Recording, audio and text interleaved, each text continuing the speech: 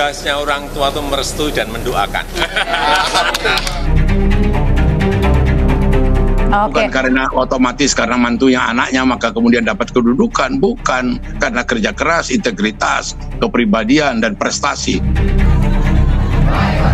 Sinyal buruk gitu ya untuk demokratisasi kita gitu, karena ini lagi-lagi melanggengkan sebenarnya praktik politik dinastik gitu ya, yang kita lihat di 2020 kemarin itu mulai menguat gitu ya, dan sekarang kemungkinan akan berulang lagi di 2024.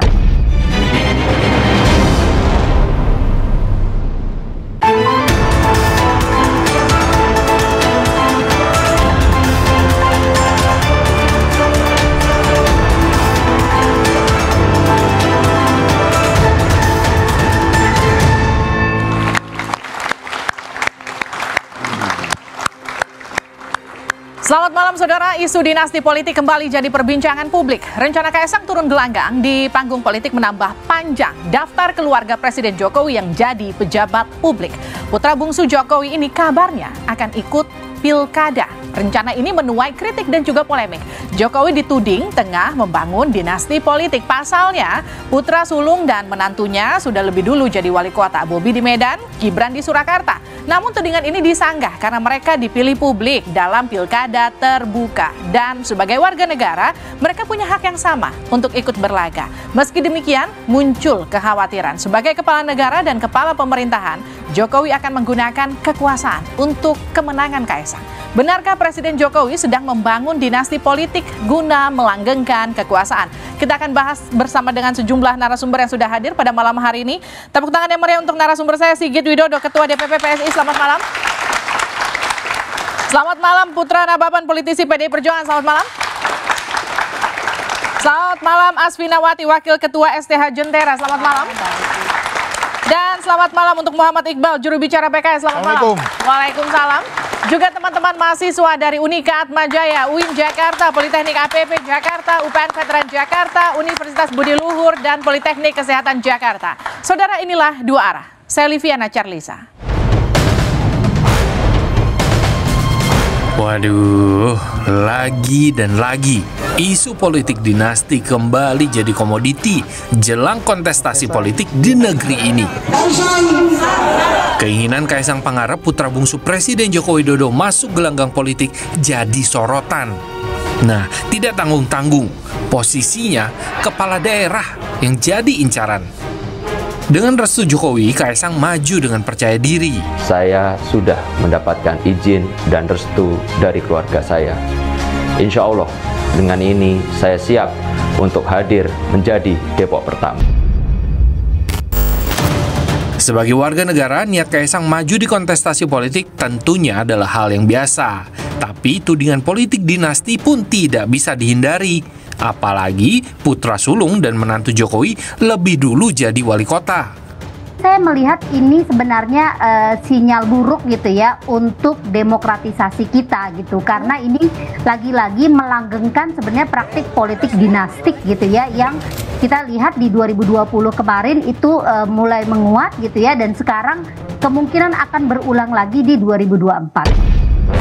Sementara itu, tudingan politik dinasti ini pun dibantah PSI, partai yang menginisiasi majunya Kaisang di pilkada.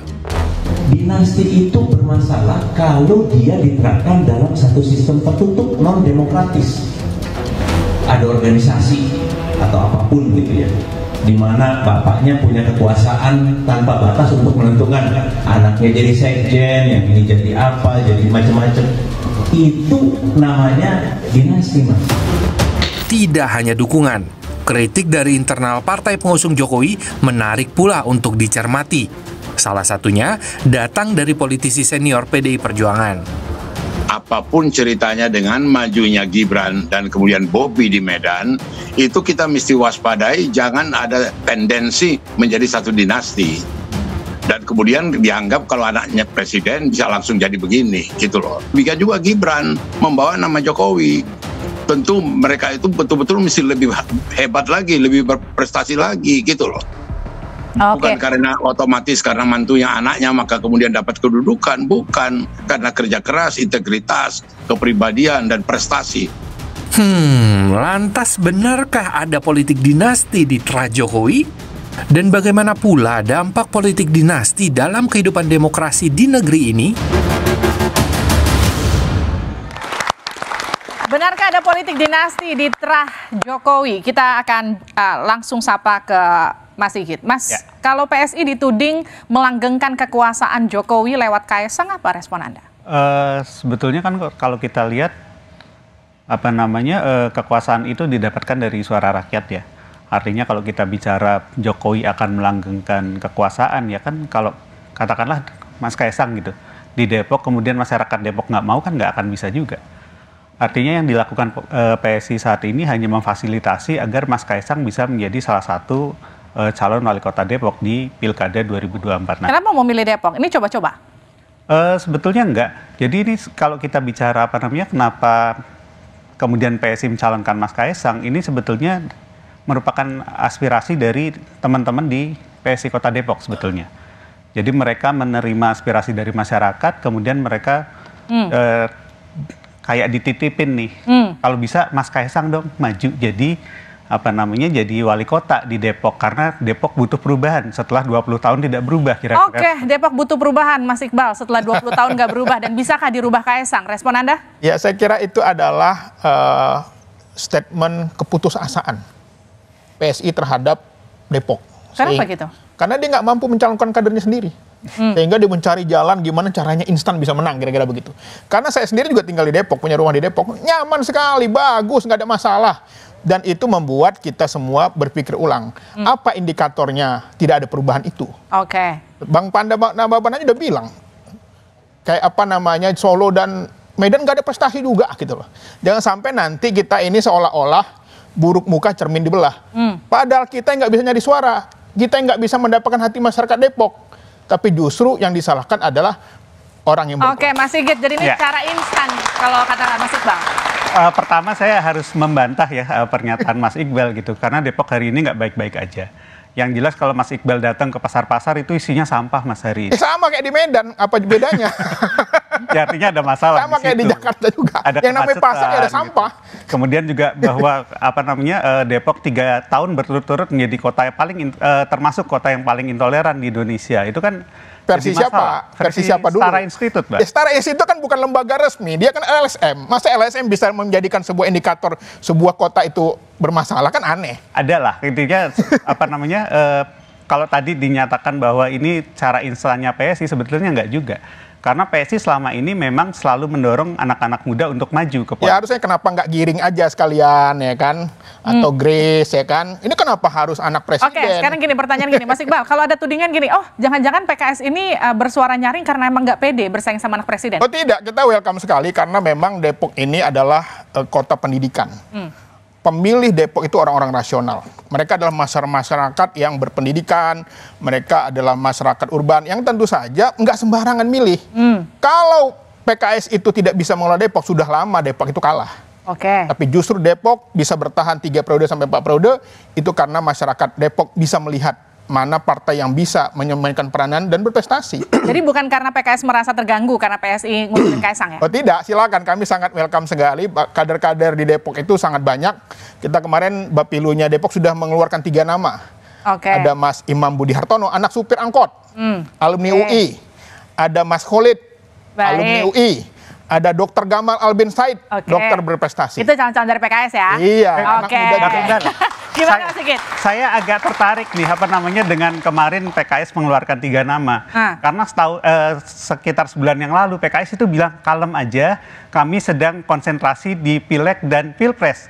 Tapi tiba-tiba setelah Kaesang nyalon, tiba-tiba dalam waktu kurang dari 1 bulan PKS sudah bisa mengeluarkan 3 nama dan akan jadi menurut Mas Sigit ini PKS gerah juga? Saya kok ngeliatnya PKS takut nih sama Kaesang. Oke.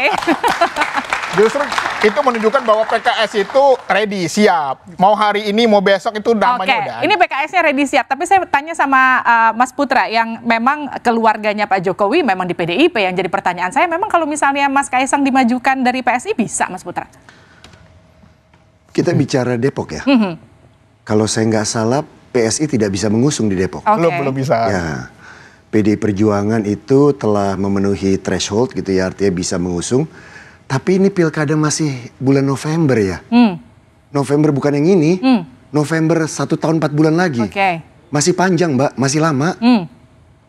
Itu aja yang mau disampaikan. Jadi masih lama, perangnya masih jangan mulai dari sekarang gitu ya kira-kira. Masih lama banget. Itu akan kita proses, ya. Seperti halnya Mas Gibran, Bang Bobi, mereka itu adalah kader. Mereka ikut sekolah partai. Saya ikut waktu itu menjadi salah satu mentornya untuk sekolah partai. Berarti Mas Putra nggak setuju kalau dibilang Kaisang itu produk instan? Orang saya ikut melihat langsung pendidikannya kok. Saya ikut di situ juga memberikan materinya. Dan kita ikut sekolah kader bersama-sama. Tidak ada yang instan semua prosesnya itu. Jadi nggak ada yang instan prosesnya. Kalaupun Kaisang akhirnya maju pun udah siap rata-rata gitu kira-kira. Mas Iqbal. Gimana Mas? Ya pertama apa prestasinya gitu lah. Itu aja dulu. Kalau kuliah di luar negeri banyak orang kuliah di luar negeri. Kalau bisnis usaha ya banyak juga orang. Tapi kalau saya takut begini. Dulu kan mengatakan waktu Bobi maju di Medan ini karena Medan bermasalah, dicalonkanlah menantu presiden. Ternyata nggak maju-maju juga, nggak berubah-ubah juga, nambah masalah baru. Tapi justru saya ingin mengatakan bahwa kalau kita ingin berdemokrasi, ya bukan hanya soal masyarakat yang memilih, tapi bagaimana etika. Masyarakat menilai Kaisang tinggalnya di Solo, ingin nyalon di Depok. Lalu mengatakan saya akan membenahi, ya itu tentu saja juga akan menyinggung perasaan masyarakat Depok. Emang kami kenapa sih? Emang kami bego-bego amat milih pemimpin gitu loh.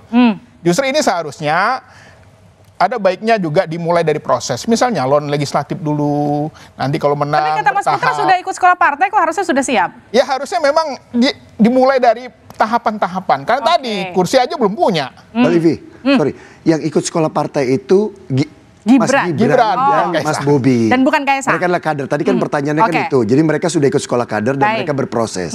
Gitu ya. Jadi gini, tidak harus menjadi seorang anggota DPR seperti Pak Jokowi.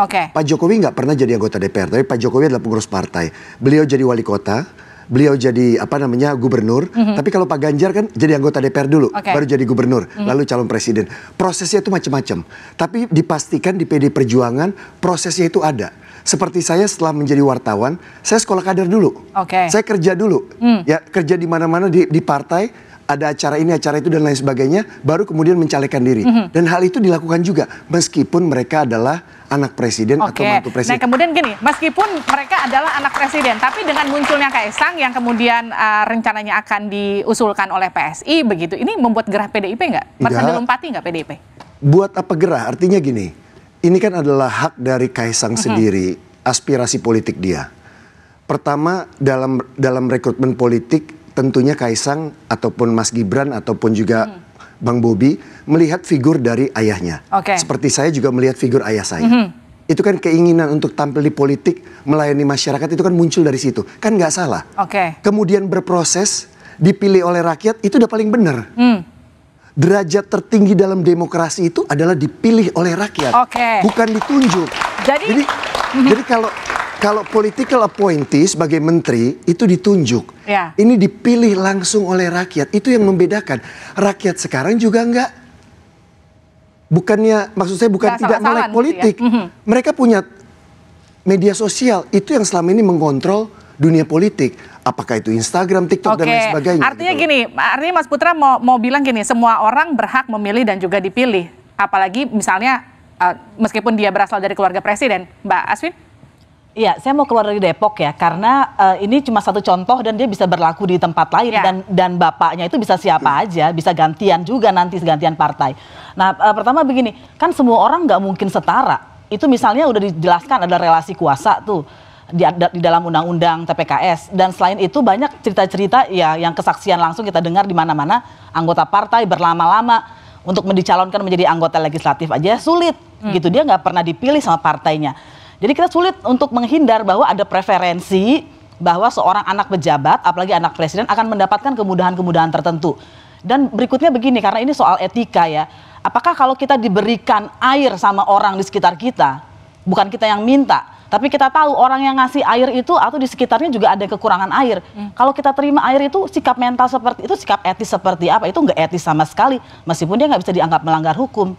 gitu. Jadi menurut saya di sini pembicaraannya adalah kita nggak bisa menafikan bahwa derajat setiap orang di dalam masyarakat, struktur sosial, politik itu nggak akan pernah sama kan. Jadi menurut Anda dengan majunya Kaesang di Pilkada Depok itu akan dapat golden ticket? Secara langsung kurang lebih kayak gitu? Itu sudah kita lihat di dalam satu anak dan menantu ya. Itu. Dan inikah kemudian peluang yang mau diambil PSI, Mas Sigit? Ya, pertama saya tadi mau sedikit mengkoreksi ya, bahwa sekarang kursi DPRD PSI di Kota Depok baru 1, iya, tapi kan pencalonan pilkada ini akan tergantung pada pemilu 2024. Artinya bisa aja PSI naik, PDIP bisa naik, bisa turun gitu, PKS bisa turun atau naik juga gitu ya. Artinya kita belum tahu sebetulnya apakah bisa mengusung atau tidak, itu satu hal. Nah, yang kedua kalau kita lihat tadi yang misalnya dikhawatirkan terjadi politik dinasti gitu ya. Kan kembali lagi ini pemilu bebas, pilkada bebas. Oke, tapi kemudian jadi pertanyaan gini, kenapa Kaesang? Anda yakin Kaesang itu mampu memimpin Depok atau sekedar dia itu anaknya Pak Jokowi? Tapi nanti dijawabnya saja dari Duara.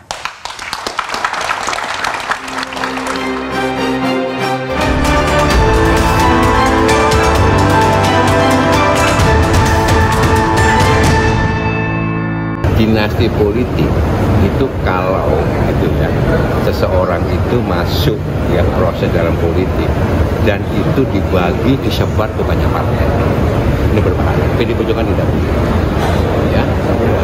Yang dalam satu keluarga itu harus satu partai. Dinasti politik itu apabila ada seseorang, satu di partai A, lainnya di partai B, saudaranya di partai C, membentuk satu dinasti. Tanggapan Anda, setuju nggak dinasti politik itu kalau tersebar di partai politik, kalau satu partai politik bukan dinasti politik namanya? Iya, kalau partai politik itu partai politik dominan, partai politik yang kekuasaan ya tetap aja itu dinasti politik. Dan sebetulnya saya tadi mau menambahkan begini, kita tuh di dalam konstitusi kita dikatakan yang namanya non-diskriminasi, yang namanya sejajar, setara, itu bukan memperlakukan secara sama, tapi ada kemudahan untuk perlakuan khusus untuk mencapai hasil yang sama. Jadi harusnya yang diangkat oleh partai-partai untuk mendapatkan tanda kutip golden ticket itu anak petani, anak buruh, bukan anak presiden. Karena mereka dari awalnya udah nggak setara.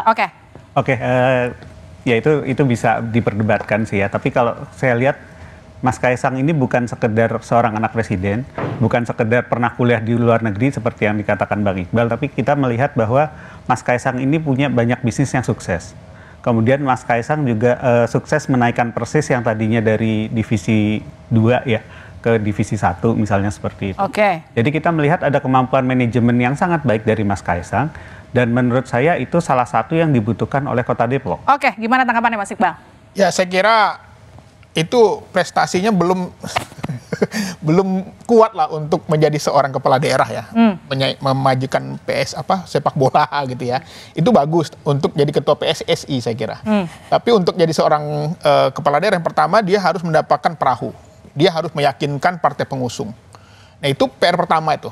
Jadi bukan hanya rakyat sebenarnya, tetapi partai politik juga yang tahapan awal pertama sebelum rakyat memilih. Meyakinkan, Anda yakin emang PDIP nggak bakal ngusung Kaesang? Nah ini yang terjadi di Medan. Ahyar itu dulu wakil wali kota, kadernya PDIP. Tiba-tiba karena ada menantu presiden, dia tidak bisa diusung. Itu tentu saja melukai perasaan kader-kader partai yang sudah lama menunggu. Saya yakin juga teman-teman PSI, PDIP di Depok udah nunggu juga tuh kapan diusung. Tetapi ada Argo Bromo lewat. Akhirnya merusak regenerasi partai politik. Itu kan kemudian, gimana Mas Putra? Itu tidak benar masalah di Medan. Jangan menyampaikan informasi internal partai yang kita tidak paham, lalu disebar ke publik. Saya kenal Bang Akhyar baik, saya kenal juga Bang Bobi, dan saya ada di sana waktu itu. Kondisinya tidak seperti itu. Ya, ada masalah internal, bukan karena Bang Bobi mau datang ke situ. Ya, nanti kita bahas lain waktu di dua arah yang lain. Tapi jangan ngomongin internal partai. Wali kota 2 periode tidak diusung. Ya, bukan berarti kan saya harus menjelaskan lebih dalam lagi. Tapi bukan di situ kita mau bahas. Kita bukan membuka pintu karena dia gara-gara anak presiden, bukan gitu ya. Tapi percayalah, di dalam kontestasi politik yang pernah saya ikuti dan saya menang gitu ya, tidak semuanya itu ada hubungannya dengan popularitas. Itu ada 3 hal. Ada popularitas, ada jaringan, dan juga ada pendanaan. Bagaimana dengan golden ticket seperti yang tadi disebut? Golden ticket itu udah pasti, udah harus dapat golden ticket, ya kan? Tapi dalam golden ticket itu kan ada pertimbangan-pertimbangan termasuk survei, kinerjanya dan lain sebagainya. Makanya saya bilang kalau ngomong Mas Kaesang itu masih jauh. Mas, ini masih 1 tahun 4 bulan, jadi masih sangat lama. PD Perjuangan akan menyelesaikan pilpres, pileg dulu, baru kita ngomongin pilkada di bulan November. Tapi kan datang ke sini topiknya bukan topik Mas Kaesang. Jadi topiknya adalah tudingan bahwa Pak Jokowi itu melakukan dinasti politik dan itu tidak benar. Karena nggak tidak cuma ada dalam di Kaesang, Mas Putra, tidak kan ada juga. Tidak ada dalam Pak Jokowi itu rencana dinasti politik atau sedang menyusun dinasti politik. Baik. Karena apa? Karena dalam demokrasi yang sama-sama kita percaya, kedua anaknya termasuk saya, termasuk kita semua kalau maju itu diproses. Itu diproses. Jangan dong kita meremehkan proses yang dilakukan oleh rakyat. Rakyat lihat loh, kalau tidak kerja rakyat lihat. Mbak, sebelum saya ke sini, saya ketemu sama 1.350 warga. Ya, kita ngomong, kita kerja dan lain sebagainya. Terserah Pak Iqbal mau ngomong apa tentang Bobi dan segala macam, bukan pendapat Pak Iqbal yang penting. Yang penting ketika di pilkada 2 kali, kepilih lagi nggak Bang Bobi? Itu urusan. Jadi suara rakyat itu, makanya tadi cocok. Suara rakyat itu harus di tempat itu 3 periode selalu dikuasai PKS. Karena rakyat Depok puas dengan kinerja PKS, itu indikatornya. Bang Iqbal, kalau menurut saya karena nggak ada pilihan yang lebih baik.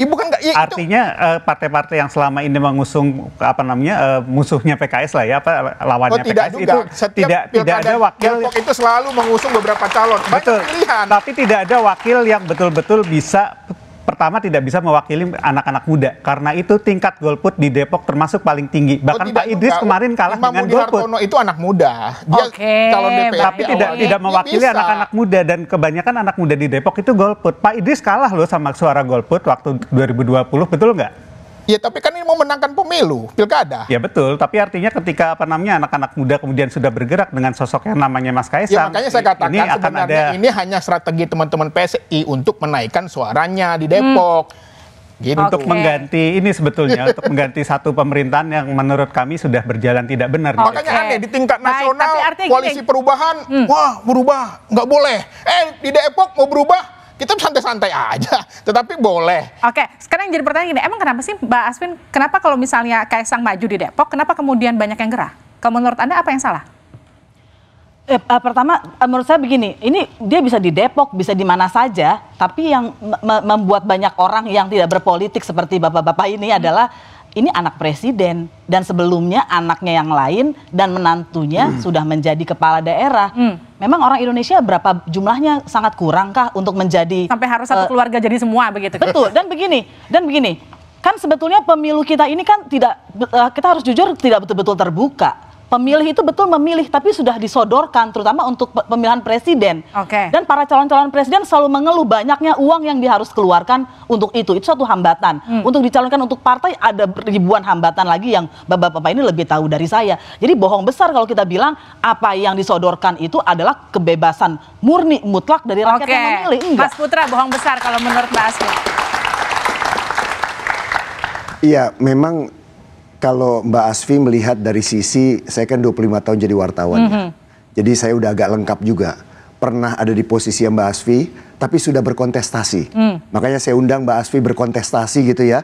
Ya, terjun langsung ke rakyat, ngomong sama rakyat langsung, dipilih atau tidak oleh rakyat, sehingga Mbak Asfi tahu parameternya dipilih oleh rakyat. Orang yang bukan politisi, jangan menganggap hanya politisi yang ngobrol dengan rakyat.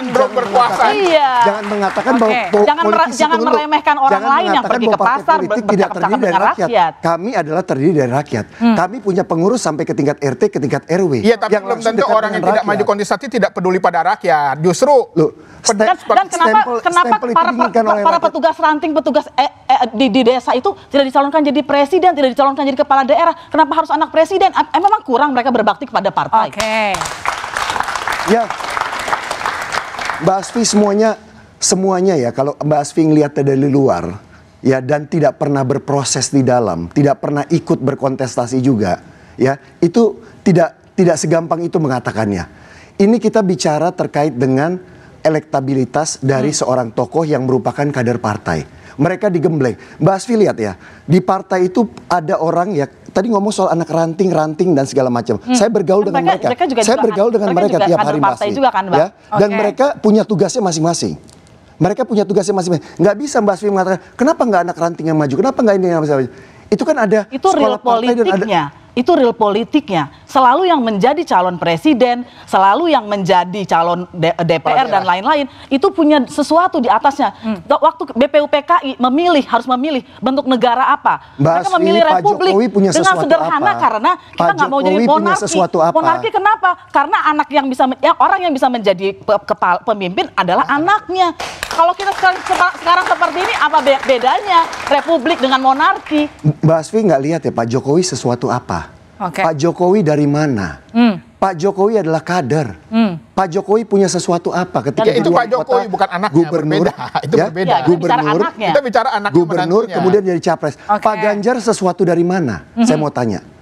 Pak Ganjar itu, dengar dulu, Pak Ganjar itu dari bawah bersama membangun Badiklat PDI Perjuangan. Berarti orang dari bawah. Berarti orang dari bawah bisa di-grooming dong. Kalau ada dukungan partai, berarti itu membantah omongan Bang Putra sendiri. Bahwa orang dari ranting tidak pantas untuk dicalonkan karena elektabilitas. Tidak, saya tidak mengatakan begitu. Ya pada faktanya begitu. Saya tidak mengatakan begitu.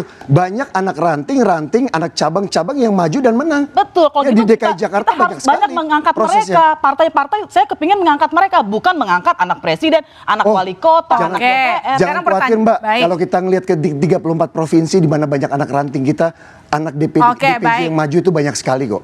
Baik, Mbak Aswin. Artinya gini, kalau misalnya memilih dan dipilih itu adalah hak semua warga negara, memang kenapa kalau anak presiden harus maju lagi? Nanti dijawabnya usai jeda di Dua Arah.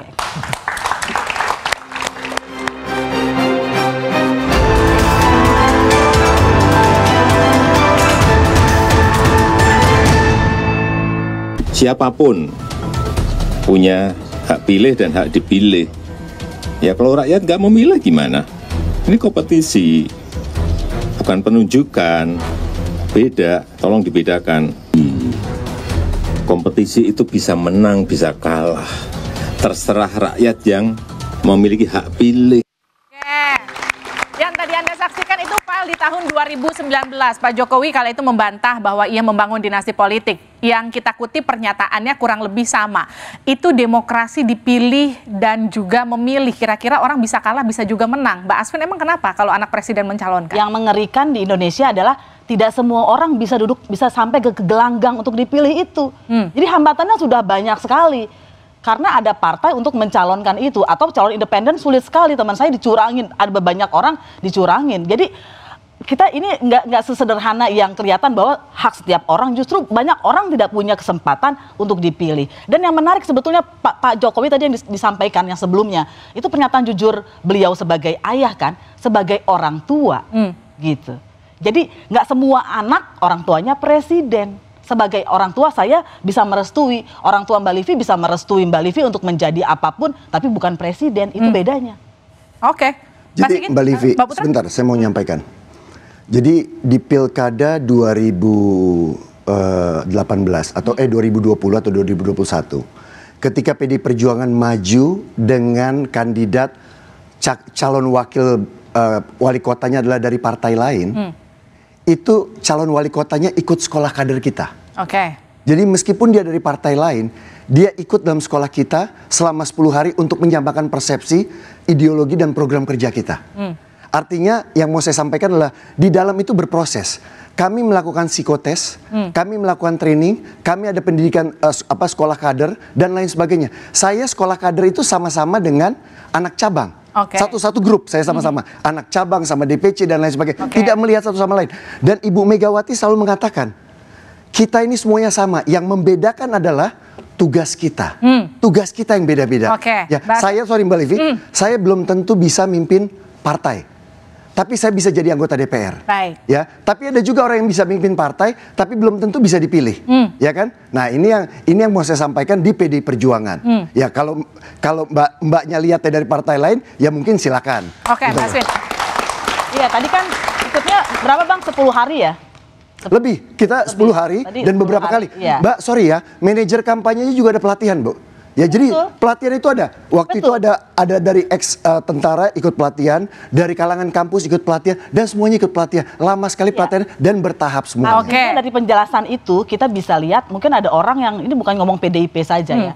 Tapi fenomena-fenomena ada orang yang sudah menjadi kader partai dari bapaknya sampai dianya. Itu artinya melintasi generasi tapi tidak pernah dicalonkan menjadi wali kota misalnya. Bagaimana kemudian dan yang lain tadi juga mengatakan ada manajer kampanye, ada grooming pastikan ya. Bahkan ada konsultan politik yang untuk menentukan berapa derajat tangannya, latihan ngomong. Jadi sebetulnya kalau ada kemauan siapapun bisa di situ. Siapapun bisa, Mas Sigit. Sebentar.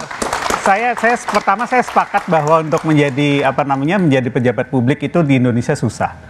Kita melihat banyak yang tidak bisa karena misalnya masuk lewat sebuah partai kemudian dimintain mahar segala macam gitu ya. Karena itu satu hal dari PSI kita nggak pernah pakai mahar untuk untuk caleg maupun calon kepala daerah.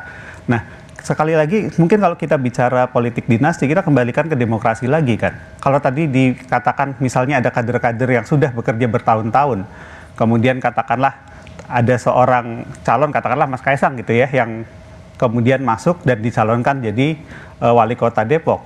Nah, itu kan kita juga nyaloninnya nggak asal anaknya presiden kita calonin gitu ya.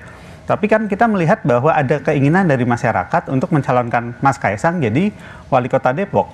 Artinya kan kembali lagi nih keinginan masyarakat. Sayangnya itu nggak bisa dibuktikan ya Mas, karena anaknya tinggal satu lagi.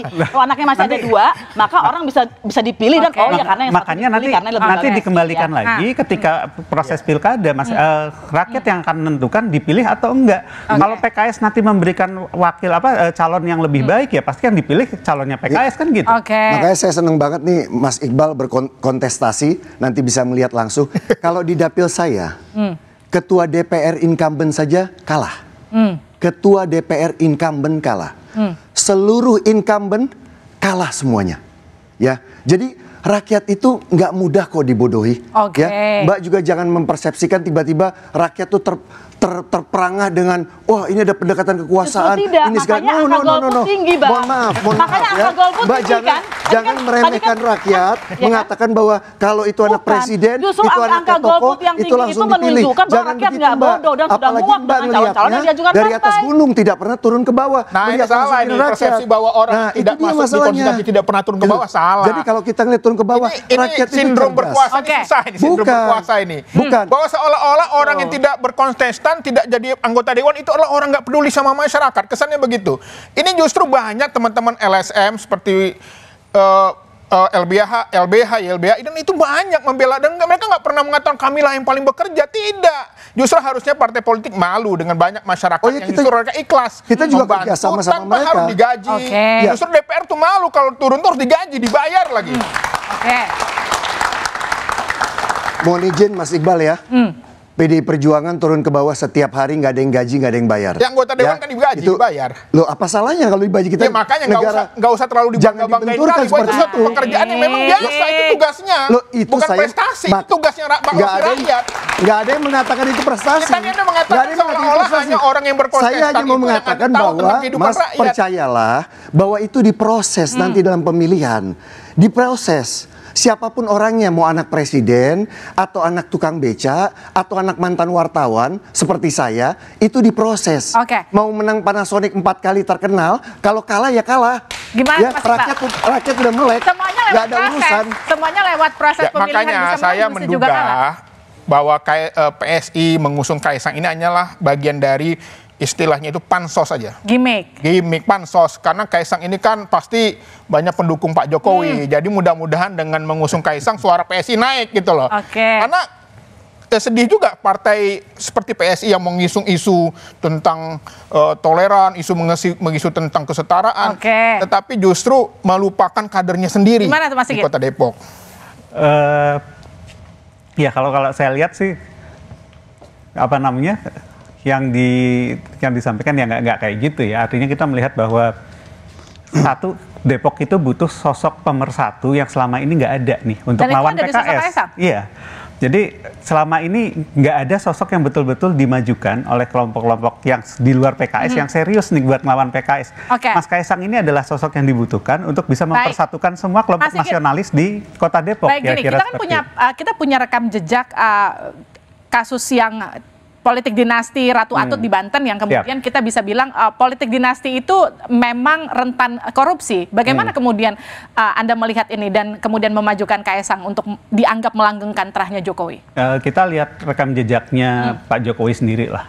Oke. Itu bersih, kemudian juga kita lihat dari awal Pak Jokowi itu bukan siapa-siapa. Tapi itu kan Pak Jokowi ini beda sama Kaesang. Nanti dijawab usai jeda di Duara.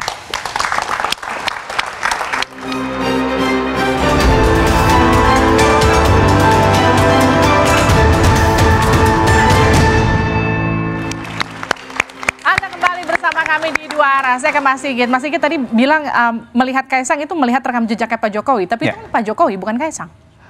Kita kan melihat bahwa di dalam satu keluarga itu pasti ada interaksi, ada saling pengaruh gitu ya.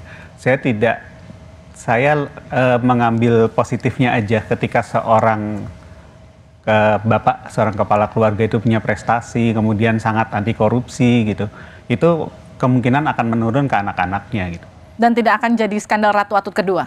Saya yakin nggak, karena keluarga Pak Jokowi saya yakin tidak seperti itu. Oke, keyakinan itu cukup Mbak Asvin? Pak Jokowi dengan segala macam yang dia sudah lakukan, itu tercatat sebagai presiden yang menghancurkan KPK, dan dengan revisi Undang-Undang KPK, dan menggunakan isu tes wawasan kebangsaan yang dinyatakan oleh Komnas HAM melanggar hak asasi manusia untuk menyingkirkan pegawai-pegawai KPK yang berintegritas dengan kata-kata Taliban. Padahal ada yang Kristen, ada yang Buddha, saya ketemu, ada yang Tionghoa gitu. Nah, rekam jejak itu saya nggak tahu apakah Pak Jokowi sadar ketika menyetujui revisi Undang-Undang KPK, tapi mau nggak mau itu sudah tercatat dalam rekam jejaknya Pak Jokowi yang menghancurkan pemberantasan korupsi, dan sejak itu indeks korupsi kita, persepsi korupsi turun terus ya. Artinya kita sekarang justru berada tidak lagi menjadi percontohan negara-negara lain untuk pemberantasan korupsi, dan terima kasih untuk Pak Jokowi untuk itu. Oke, sekarang kalau kembali kita ke tema kita, bagaimana kemudian mencegah praktik politik dinasti ketika memang pada akhirnya Kaesang pasti akan maju nanti? Jadi sejak 2019 sebetulnya peranata di Indonesia sudah dilemahkan untuk pemberantasan korupsi gitu, sehingga siapapun yang naik akan beruntung. Dan saya tadi kan kita mengatakan demokrasi nggak ada yang salah. Mungkin, tapi jangan lupa demokrasi ada yang cuma demokrasi titik, ada kualitas demokrasi. Apakah kualitas demokrasi kita memburuk? Pasti, itu juga sudah banyak dicetuskan oleh berbagai ilmuwan gitu. Kita nggak bisa memungkiri indeks demokrasi kita terjun bebas. Mau kita tambah lagi dengan dinasti politik, tidak hanya Pak Jokowi ya, tapi yang lain-lain, karena dalam catatan riset-riset tidak hanya soal Pak Jokowi dan keluarganya. Oke, saya ke Mas Putra. Mas Putra, PDIP sendiri nggak cemas ya Pak Jokowi dan anak-anaknya semua turun gelanggang, menantu-menantunya juga ikutan? Saya tidak mau baper ya, bawa perasaan. Kalau cemas kan baper ya. Saya sangat percaya rakyat itu ketika diukur oleh survei, lembaga manapun, kalau memang Pak Jokowi membangun dinasti dan rakyat itu pasti kecewa dan tidak suka dengan dinasti. Kita punya pengalaman di zaman era Soeharto dan lain sebagainya. Pasti approval ratingnya nggak sampai 80%. 81, 82, sorry. Ya, ini bukan bawa perasaan ini. Ini kita percaya sama surveyor, kita percaya sama pendapat rakyat, bahwa Pak Jokowi masih kerja, anak-anaknya juga bekerja, mereka tidak korupsi. Kalau tadi disampaikan Medan masih berantakan, itu artinya kerjanya makin keras lagi, nanti pilkada yang akan membuktikan. Dan Pak Jokowi merakyat dan masih kerja. Approval ratingnya tinggi, di atas 80%. Jadi ini nggak urusan saya cemas atau nggak cemas bahwa enggak. Rakyat sudah mengatakan bahwa Pak Jokowi itu disenangi dan kerjanya approve. Kalau ada yang kurang, yang disampaikan Mbak Afi tadi, nanti Pak Ganjar Pranowo yang akan melanjutkan untuk memperbaikinya. Mas Iqbal. Ya, saya kira kalau semua orang mengatakan nantilah buktinya kalau periode kedua, enggak juga begitu. Harusnya di tengah jalan. Seperti Bang Pandanaban sampaikan, ayahnya Bang Putra. Ya kan, ini anak ingusan lah, ini tidak jelas prestasinya. Itu seorang senior PDIP sendiri loh yang mengatakan. Jadi harusnya ini framing buruk ini namanya. Harusnya ini. Mau mengadu dari saya dengan bapak saya ini. Kalau memang dari awal dia tidak menepati janji, udah dikasih kesempatan oleh rakyat. Malah dia mengabaikan. Ini tentu saja tidak bagus. Menurut saya, kalau kami di PKS, orang kalau mau mengajukan calon itu pemilu rakyat, pemilu kader. Setiap kader ngusulin nama. Nanti diproses ada 3 nama. Lalu ada proses lagi, wawancara, proses lagi. Ini sehingga calon yang dipilih itu benar-benar dia representasi partai. Apa yang dia sampaikan, apa yang dia kerjakan adalah kerja bagian dari ideologi partai. Tetapi kalau orang ujuk-ujuk, nah ini dia. Calon ujuk-ujuk, apalagi tidak punya pengalaman di pemerintahan, ini tentu saja menjadi salah satu yang sangat memprihatinkan. Karena sebesar kota Depok, di situ ada kampus UI. Ya, sebuah kampus yang paling hebat di Indonesia. Itu juga akan melihat apakah ada alumni UI yang bisa menyaingi Kaisang yang menjadi pemimpin. Dan calon kami salah satunya wakil wali kota Depok itu adalah alumni UI. Ini saya mau tanyakan ke Mas Putra. Kalau Pak Jokowi bilang sebagai orang tua ia merestui, PDIP ngeluarin tiket nggak buat Kaisang nanti? Yang pertama saya mau klarifikasi dulu ya, karena dia tadi menyampaikan soal ayah saya gitu ya. Di sini yang disampaikan, kalau Mas Iqbal dengar baik-baik, adalah menyampaikan kepada kedua kader PD Perjuangan untuk terus tekun bekerja karena ada beban nama Pak Jokowi. Jadi jangan lengah dalam bekerja. Itu yang saya tangkap, yang saya dengar berkali-kali. Jadi bukan mau mengatakan bahwa mereka tidak qualified. Ntar dulu, mungkin itu PKS yang mau ngelihat kayak gitu. Tapi kalau saya melihatnya beda. Baik. Ya. Nah yang kedua tadi pertanyaannya? Pertanyaannya, ketika Pak Jokowi sudah bilang sebagai orang tua saya akan merestui, apakah itu juga tiketnya akan keluar dari PDI Perjuangan? Itu kan adalah pendapatnya yang disampaikan di dalam keluarga Pak Jokowi. Seperti PDI Perjuangan telah lakukan di Capres, ya, tidak buru-buru mencalonkan ataupun mengumumkan nama presiden. Mbak, ini pilkada masih November 2024. Jangan kecepatan. Kita fokus di pileg dan di pilpres. Tapi kan dari mau dulu, hat-trick, Mbak. Baik. Tapi dari dulu kan PDI Perjuangan ketika bilang jangan kecepatan, ujuk-ujuk dia lagi yang kemudian ketika dulu Pak Ganjar jangan dideklarasikan, Pak Ganjar yang kemudian muncul. Sekarang Pak Kaisang jangan kecepatan, jangan-jangan nanti Kaisang juga yang memang akan dimajukan PDI Perjuangan. Kan ada waktu, Mbak. Waktu itu nanti akan memproses, percayalah. Ya. Pak Ganjar seperti itu lewat. Ingat waktu itu ada proses penolakan terhadap U20 Israel, itu kan berproses. Nanti pada waktu ke depan, 1,5 tahun ke depan akan ada proses lagi. Jadi sekarang PDIP lagi ngelihat elektabilitasnya Kaisang dulu ya, dilihat dulu kira-kira di Depok. Bukan hanya elektabilitas, tapi berproses sebagai seorang kader, seorang pemimpin, calon pemimpin dan lain sebagainya. Baik, tepuk tangan untuk semua narasumber saya pada malam hari ini. Saudara, setiap warga negara memang memiliki hak yang sama untuk memilih dan juga dipilih. Demokrasi juga menyediakan ruang kontestasi secara terbuka bagi siapapun yang akan berlaga. Siapapun bisa ikut pilkada, apapun latar belakang dan juga jabatan orang tuanya, selama tidak ada penyalahgunaan wewenang dan juga kekuasaan. Namun idealnya kekuasaan itu tersebar dan merata, tidak bertumpu hanya pada satu keluarga. Karena seperti ada gium lama, kekuasaan itu cenderung korup dan kekuasaan yang absolut cenderung korup secara absolut. Saya Liviana Charlisa, sukseskan pemilu 2024 dan pastikan tetap di Kompas TV independen terpercaya untuk mengikuti perkembangannya. Sampai jumpa minggu depan.